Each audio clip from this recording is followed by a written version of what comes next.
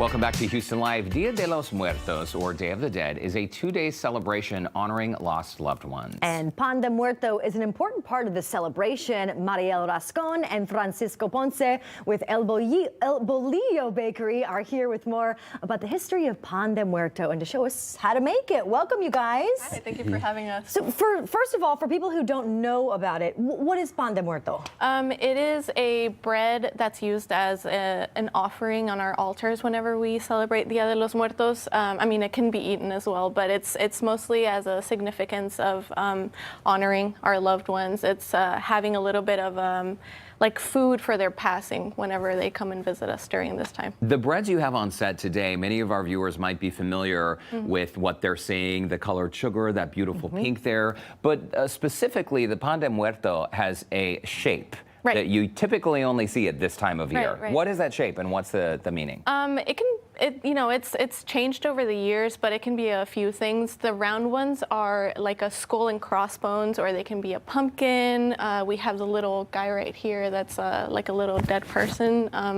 But yeah, it depends on the family. You know what's crazy is that I never realized that that was just a shape. I never realized it was a shape like that, but that's so neat to finally figure out. I want to talk a little bit about the bakery. You guys have been around for over 25 years. Yeah. We started in the Heights location, the Airline Drive. We were there in a small little location across the street. Got too popular, so we moved across the street. We've been there for 25 years now.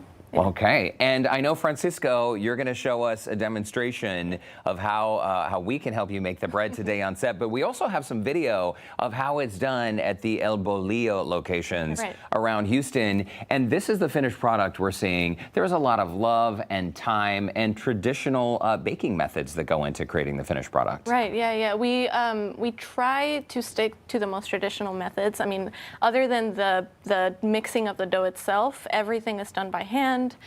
We try to use traditional ingredients and stick with the recipe that we know, that our culture knows.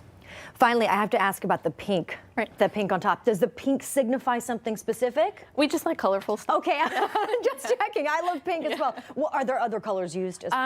It depends on the bakery. Okay. We do pink, yellow, orange, but the traditional are the pink and the white. Okay. It is so fascinating watching this video of how it's done, and I know there's a lot of high-tech machinery you have in the bakeries, but Francisco also has an incredible skill just using his hands to create these traditional shapes. So Francisco, I know you're head baker of their newest location. Can you show us how it's done? Okay. So these are our ingredients right here, and he's going to go ahead and flip the dough over there. Okay. It's a really rich dough. A lot of places use anise in their dough. We don't do that, but we do use the traditional orange.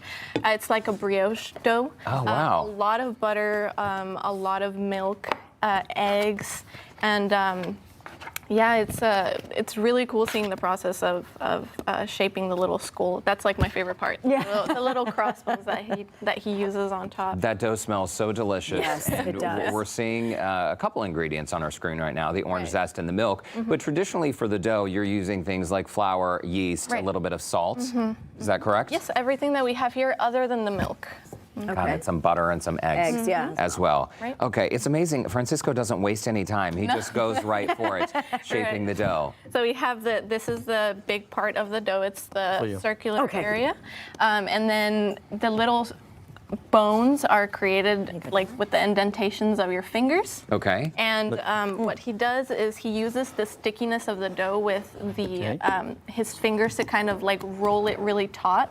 Okay. And then take these little pieces and roll it out a little bit, and then using the space in between your fingers, you get those little bone shape. Okay, Francisco's are already perfect. It looked very easy. I'm gonna need some time here. But isn't it true though, the more you handle the dough, the tougher it is to work with? Yeah, so this one has been waiting a little bit for us, so it's really nice and soft. But the more you work it, the more you get that gluten development in the dough, and it gets a little tough to work on. Okay. Well, So, I'm a couple Derek, you need to steps. catch up. I'm a few steps behind. Right. So you see how he like lets the dough rise up between his between the fingers. Like fingers. before the fingers. So it creates those little bones. Oh, I didn't do that. Let me see if I can just try that. If your dough gets too sticky, could you add some flour to your hands? For sure, yeah. Okay, You can perfect. Mine's a little sticky, but but everyone else seems to be doing just fine.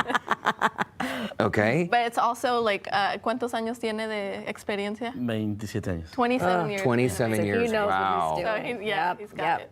I was like, at the bakeries, we can't waste time, you know?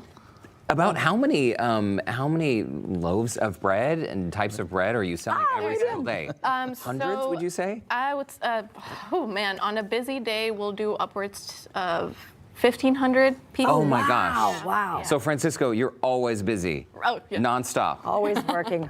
Okay, well, this finished product, Here, he needs a little- Francisco, this is perfect. Right. Mine needs a little bit of help, but don't worry, I'm gonna work on this.